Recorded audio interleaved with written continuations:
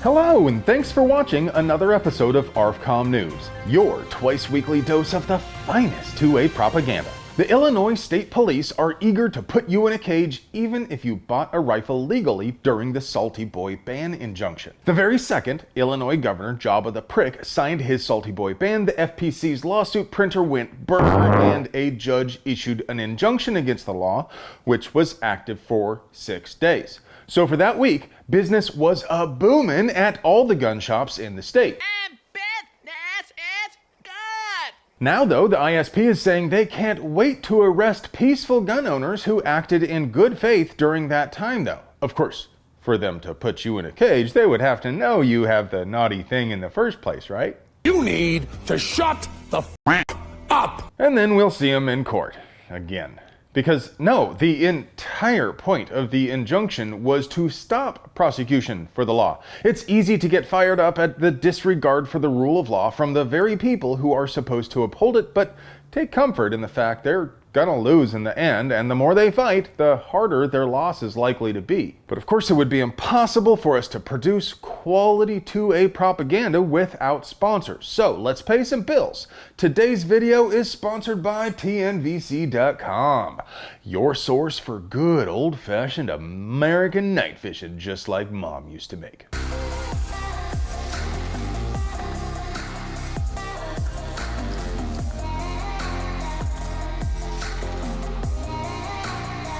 South Carolina is ready to join the majority of states by allowing responsible adults to carry a firearm without groveling for permission from the Crown.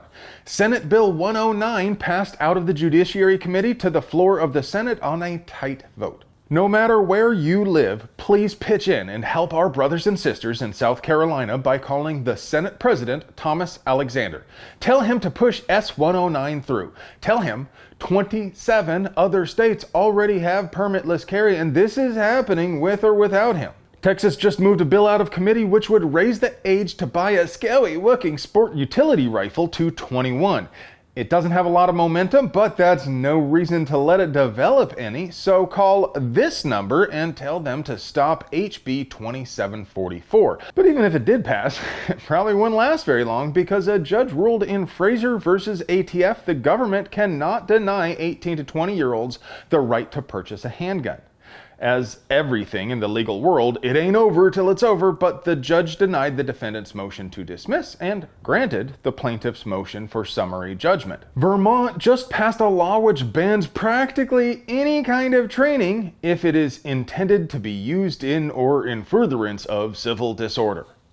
This sort of law is particularly dangerous because at the same time it bans almost everything and almost nothing, all depending on perception of civil disorder. Who decides what is disorder, though? Is it playing loud music in public? Is it open carry? Protesting? Ordering pineapple on pizza? It might be a little different if the law basically said you aren't allowed to teach people how to make bombs if you know they're just going to go out and use them against innocent people. But the way this law is written, I could go to prison for attending a carbine class just because there's some other guy in the class who likes to rock straight pipes at 3 a.m. down residential streets on his Harley because he's out there saving lives. And that's kind of the point, isn't it? Laws like this are intended to give law enforcement the discretion to selectively enforce against undesirables like civil rights advocates or anyone who runs against the local sheriff. What are you saying? The sheriff is near! Starting in 2019, Cristodelos Santafianos began leaking hundreds of confidential documents from the ATF to gun rights advocacy groups. I'm doing my part. I'm doing my part. I'm doing my part. He worked as an IOI, or Industry Operations Investigator. Those are the guys who scour over FFL records looking for the most trivial errors so they can put a dealer out of business, because the ATF would rather bankrupt honest business owners than to go after the AB or MS-13. Court records do not indicate which documents were leaked or to which organizations, but it's fun to speculate. So, which leaks do you think came out of this case? Unfortunately, this asset is burned, and the people will need to find other ways to expose this agency's corruption. Take that badge and shove it up your ass. All up in your ass. Of course, F Troop is always hiring, so why not get a cushy government job that's almost impossible to get fired from so long as you don't get caught leaking government documents? Santifianos hasn't been sentenced yet, but he did plead guilty to misdemeanor theft or conversion of a government record, so he could be looking at a year in the struggle snuggle cage and $100,000 in fines. The elephant in the room here is, what is the ATF so scared about? There is no indication Santifiano interfered with an investigation or exposed any undercover officers, otherwise he would have been charged with more serious crimes. We don't know what he was leaking, but it seems fair to speculate he was the source of many of the leaks we've seen over the last few years, which revealed the weaponization of the ATF against legitimate businesses. In other words, it looks as though the ATF is only upset because their corruption was exposed. Again. And I met the President of the United States again. Maybe it shouldn't be illegal to leak government documents. So long as you don't publish someone's PII or cause actual harm to an investigation, why aren't all government documents public in the first place? Put another way, if they have nothing to hide, what do they have to fear? Why does a free society even allow government to keep secrets in the first place? FOIA requests are just drowned in bureaucracy, so maybe it's time for a real transparency law. What do you folks think? Should the ATF even be allowed to hold any secrets other than, obviously, active investigations against violent criminals? And now, for your moment of zen. Belt, which can easily chop through a cow's leg bone. One.